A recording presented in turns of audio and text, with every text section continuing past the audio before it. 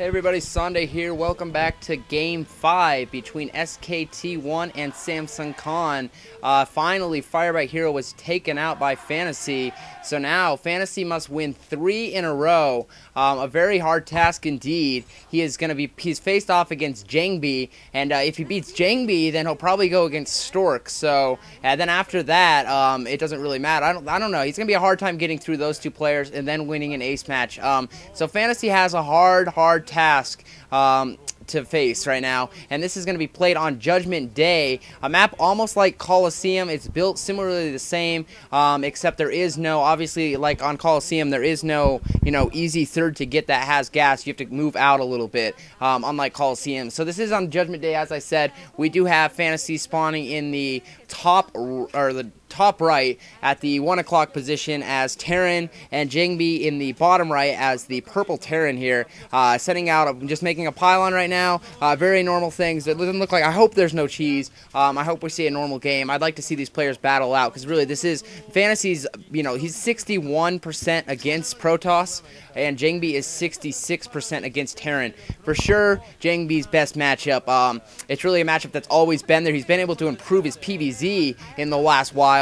If he gets his PvP on par, he has been improving it, but he's really a player who relied on his PvT to get anywhere, and then he moved to PvZ and proved that while keeping PvT up, obviously. And now if he can just get his PvP up, I think he could be a prime-time player and truly be a dragon. But we do see the probe going out, scouting to the bottom left, which is indeed the wrong position. If he wraps around to the 11 o'clock base, then he will scout Fantasy last. So Fantasy does something a little tricky, which he is known to do. Then possibly he could act. This would be a good time to do that.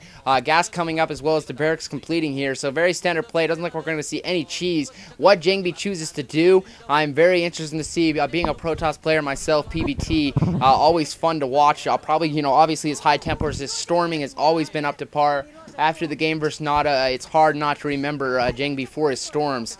Probe now going up to the top left. Cybernetics core warping in as well. And really Fantasy, so right now Fantasy has to play Jangbi, so really he better get used to playing Protoss, because after this he's going to have to beat Stork.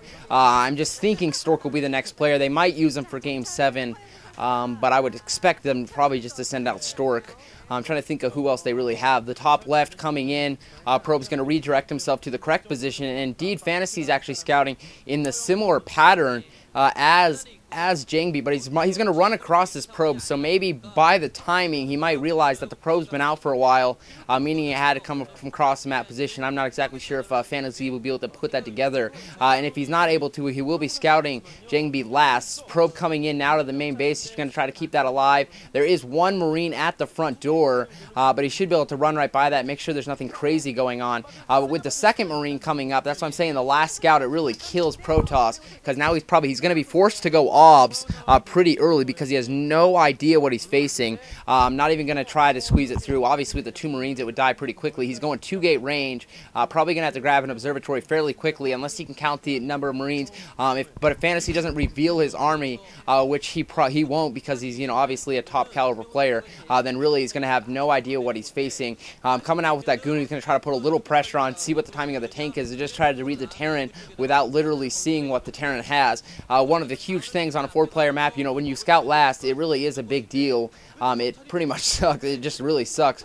4 Marines out though, so this one goon's not going to be able to do too much damage. We'll have to, now with the 5th Marine coming out, we could actually be seeing some aggressive play from Fantasy here as well, but he has 2 goats. We are actually seeing the pylon go up. He's looking for it looks like we are going to see something proxied here, and we are seeing the robo go up. We are seeing a proxy robo outside of Fantasy's base at the 12 o'clock position behind that wall. So now if he can just buy himself time, he is actually going to grab a Reaver from that, most likely, or he might be able to do it for super fast obs. But we'll probably see a Reaver come out fairly quickly. Jangbi microing those in, picking off a Marine or 2, and now we see a standard push with the tank coming out. But with Jangbi's micro, and he has a couple more goons coming out, he's off at 2 gates. I would expect Jangbi not really to have a problem with holding this off, as long as Fantasy's not able to reveal this robotics facility. That would be huge. He is headed kind of towards that direction. Jangbi himself is actually backing off kind of into it. He's got to be careful not to give that away completely. Nice micro so far. Mine's being lane, but Jangbi is able to micro this properly here. He's got to watch it. He knows there are mines there. Expect observers to come out fairly quickly. He's going to be able to push in, though, and really hold off this any kind of push that we do see from him. And we haven't seen exactly, he looks like he's waiting for minerals on what exactly he's going for. They are looking to show it. Where's this probe going to make? The SCV wrapping around, though. Fantasy might actually indeed reveal this. Oh, very, very close. If he comes back in, if he comes back down about 6 inches, he has seen it. He has indeed seen it here. Fantasy knows exactly what he's going against. He might actually be able to hit that off. Robotic support bay coming in now, and now Fantasy and now Jangbi, his observers are going to be a little bit later. He knows now Fantasy knows that he can take an expansion, but he's going to have to get his engineering bay up with some turrets. But obviously he still has a couple marines, so really he knows exactly it's coming. But he's actually going to shuttle it in. That's what the shuttle was coming out so early. That's why the support bay was so late. He's actually making a lot of units here. He's going to ferry these right over the cliff here, right over the ledge, and he's actually going to come from the back side, it looks like.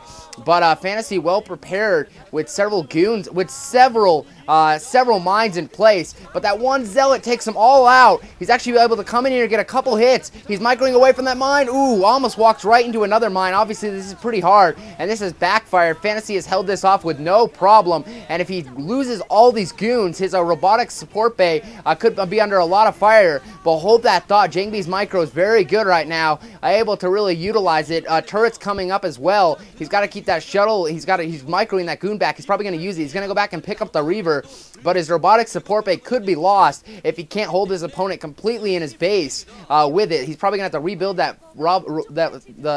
he's going to have to rebuild the robotics facility in his main base before attempting to do too much of this micro right now. Here he comes in with the Reaver to attack only the one turret with a mine there. Not much anti-air to start.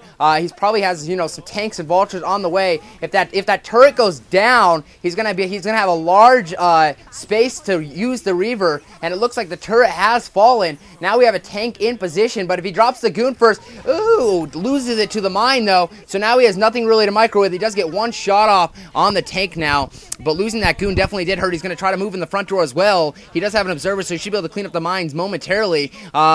Fantasy's natural. I'm not sure how well defended that is. He looks like he's moving over there. There is one tank sieged up in place, but it doesn't look like his turret. His anti-air is definitely pretty low right now. He only has that one turret. If he drops the goon, they need to kill that tank. If he can kill that tank, he could continue to micro. Almost. Looks like he won't kill the tank. One hit left on the tank. Vulture's being taken out. Now he's going to move in with these goons. If he can get down that tank and then pound at the turret, and he's going to be able to get a lot of Reaver shots off. But he's not able to.